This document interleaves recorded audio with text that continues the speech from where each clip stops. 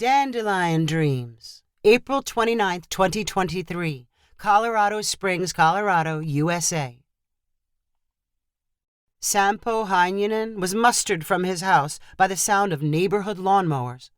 According to the town natives, the winter had been unusually long. The grass in Sampo's rectangular yard was doing its best to get growing for spring. Staring at it reminded him of all the outside work he had done the previous year. Some people seemed to enjoy that kind of thing, but not Sampo.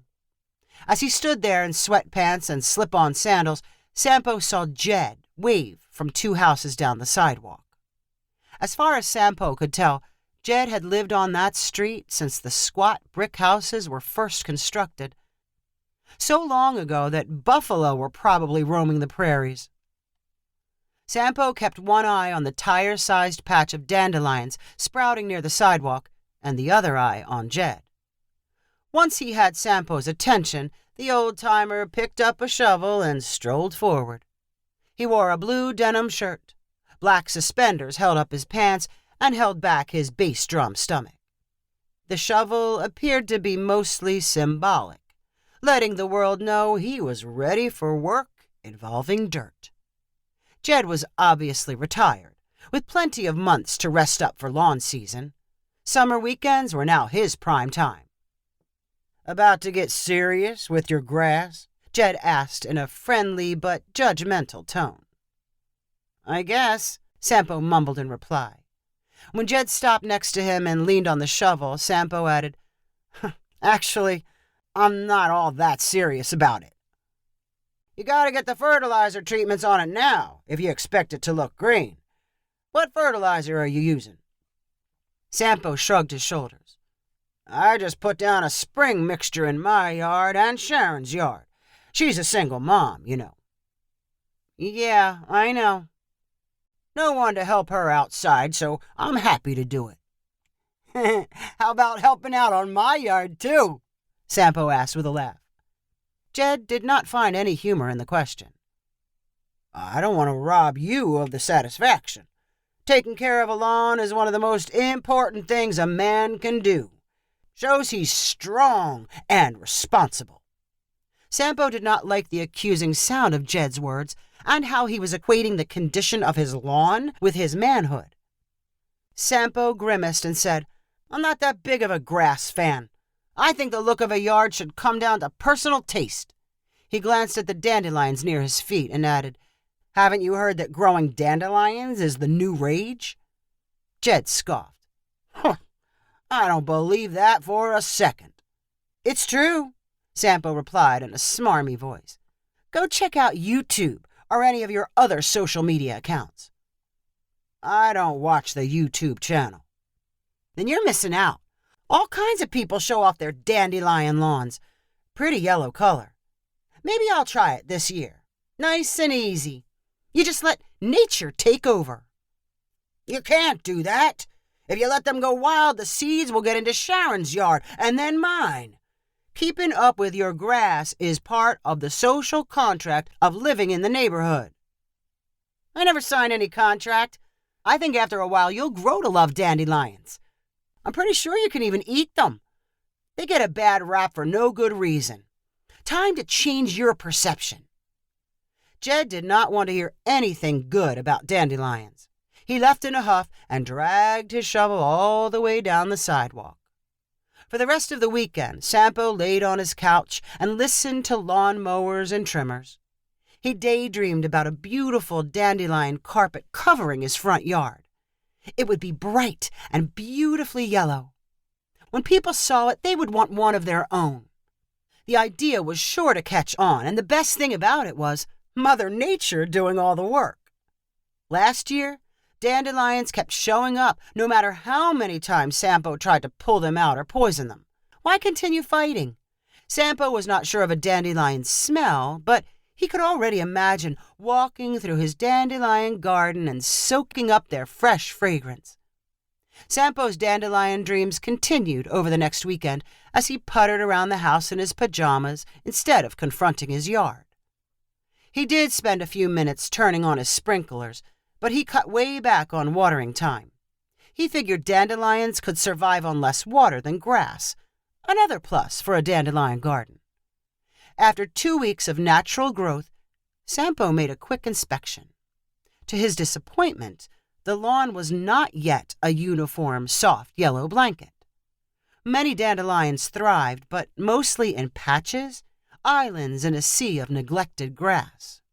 Some of the first yellow flowers he had noticed while talking with Jed were now transformed into white puffballs waiting to be disintegrated by the wind.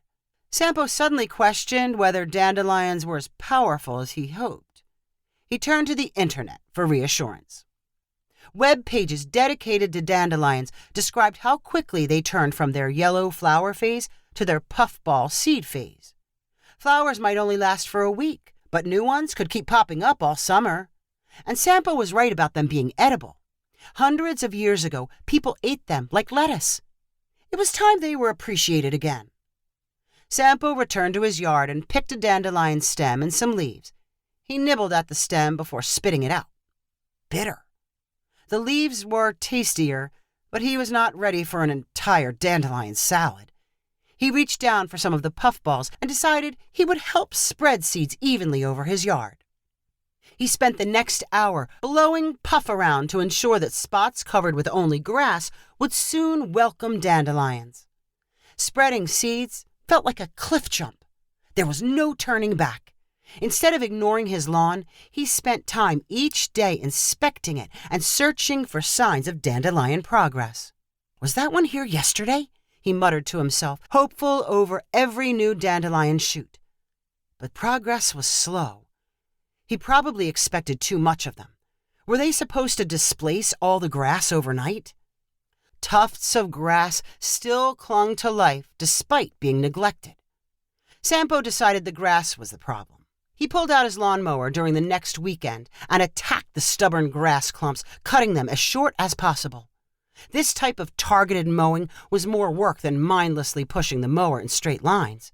Sampo's back hurt, and he was covered in sweat by the time he was done.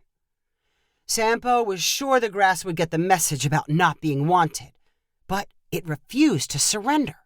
During his inspections over the following week, the grass stuck around without making room for more dandelions. Sampo made the difficult decision to get more aggressive. He spent the next Saturday pulling up chunks of grass by the handfuls. Crawling on his hands and knees and yanking roots was exhausting business. He crawled inside and rested his sore back, trying to visualize his future dandelion meadow. Sampo realized over the next week just how long-suffering his grass was. Tiny blades emerged from the dirt. It was time for a new strategy. Sampo turned off his automatic sprinkles and unrolled his garden hose. He carefully dripped water only where dandelions grew, attempting to starve his uncooperative grass. In the middle of the week, Sampo stood back and made an honest assessment. He had to admit, his yard was a mess.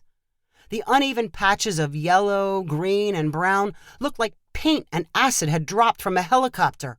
He also noticed unwelcome weeds covered by spiky leaves. Where was his yellow carpet? He had spent a lot more time on this failed experiment than he had mowing grass the previous year. Why wasn't Mother Nature helping? Sampo had one last thing to try. He drove to the nearest home and garden center and searched their lawn chemicals aisle. He finally had to ask for help. "Excuse me, I'm looking for something that will kill everything but dandelions." The store employee looked at Sampo like he must be joking. "Sure you are.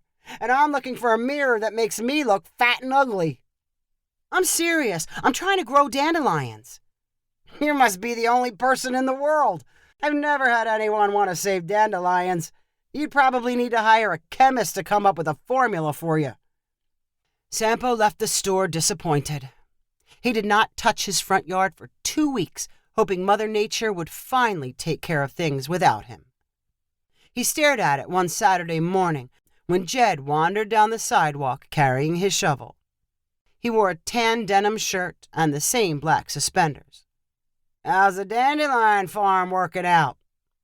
Sampo scrunched up his face and said, "Not great. You can see for yourself. I got dandelions over here, but they won't grow over there. I tried to kill the grass, but it won't die. Nature was supposed to take its course and give me nothing but dandelions." Jed chuckled to himself. Mother Nature rarely does what you want. A beautiful lawn is a sheer act of will. It's work. Nothing happens by accident. That's the thing. I've worked.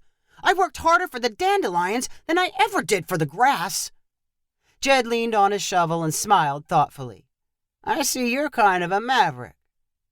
You willing to try another experiment? This one's guaranteed to give you a beautiful yard without any work." "No work? Sure, sign me up." "No watering, no mowing, nothing. It's not for everyone, but I think it might be for you." Jed leaned over and whispered, "Artificial grass. Practically looks real. I hear it's the latest thing going around the YouTubes."